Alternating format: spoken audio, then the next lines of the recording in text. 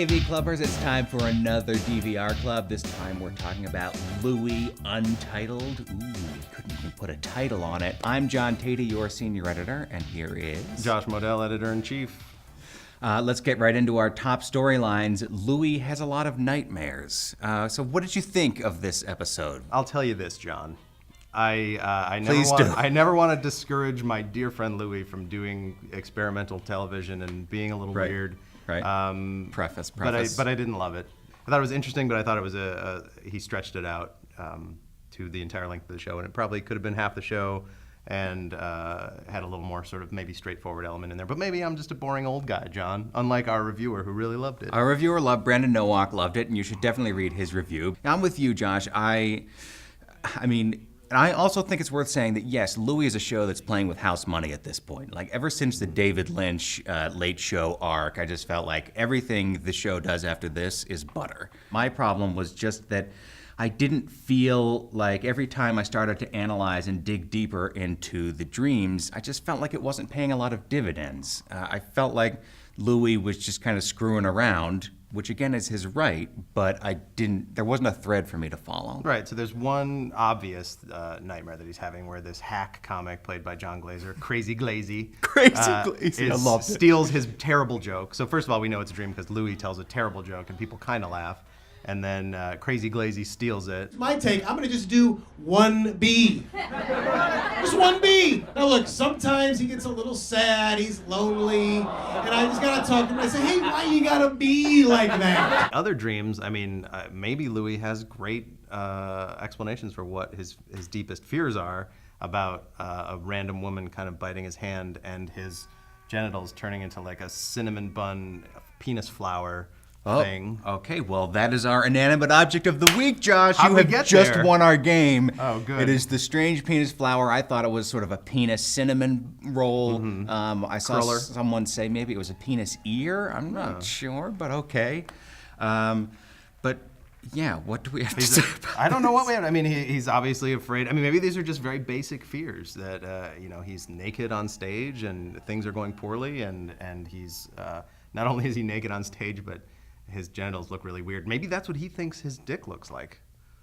Yeah, well, your dick's always weird in a dream, isn't it? I mean, I'm sorry if I'm getting too personal here, but your body parts, your private parts are always weird in a dream, so I like that. And Is that true? I know. Can we get a poll in the room? I don't really dream about my Josh penis doesn't know what I'm talking about. I honestly don't, but maybe we're gonna need a separate episode of DVR Club. Look, my dick is always a 1967 Volkswagen Citroen convertible. So I don't know about you. Okay, so penises aside, yes, clearly someone stealing his jokes is one of Louie's deepest fears. Yep. And I feel like this season, one of Louie's deepest fears is everybody else on Earth. It seems like everybody else this season is either an asshole, insane, or usually both. And Louie's just kind of the guy at the center of it. And this episode almost like took that to its logical conclusion. Like Louie was the only sane person at the center of this nightmare. It's almost like a heightening of this atmosphere that I feel has dominated the season. Is he sane though? I'm thinking specifically of maybe my favorite moment in the episode where he's in bed trying to talk the nightmares away. And he's pretty insane there. Just leave me alone, just stop. Oh, I don't know. I could see doing that. Desperate in We're bed alone. We're learning a lot about you on this episode of DVR Club. Josh, let's move along to our sound decision, which I think is one of the highlights of the episode, which is that closing song, and that talks about like a young baby dying. So In diarrhea. Their smiling faces give me diarrhea.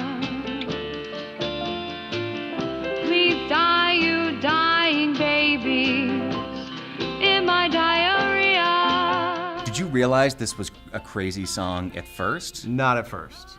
No, and not until I started hearing what she was saying. Right. It was a good capper because it sounds like a nightmare song. Like, baby dying in diarrhea, but it's like sung sweetly.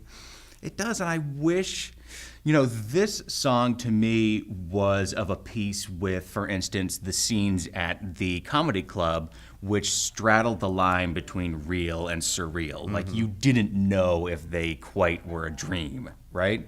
And the song also was straddling that line. And those are my favorite parts of the episode, when you couldn't quite tell. I felt like when we were getting into the nightmares of like you said, the woman biting his hand and his brother just sitting there saying, bro, that to me, there just wasn't a lot of meat there for me. But when my mind was kind of struggling with whether a scene was real or not, that to me was more fun and funny. Which brings me, Josh, to our speculation corner question. Instead of speculating about future episodes, let's ask an open-ended question to ourselves and to the viewers. Was this whole episode a dream?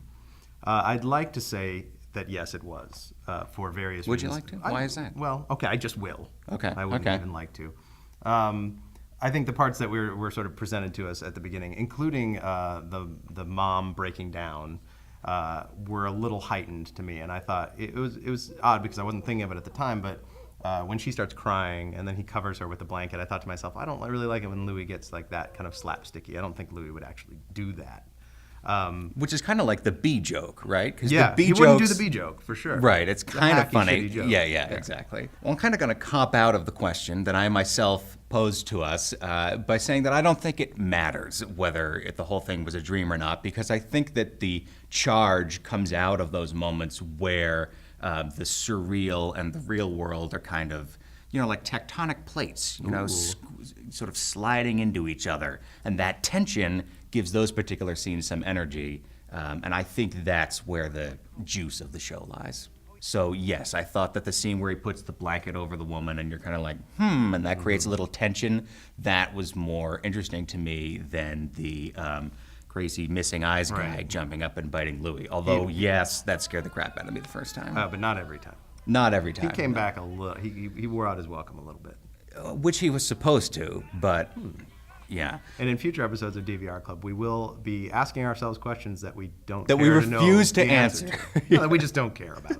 Well, I care.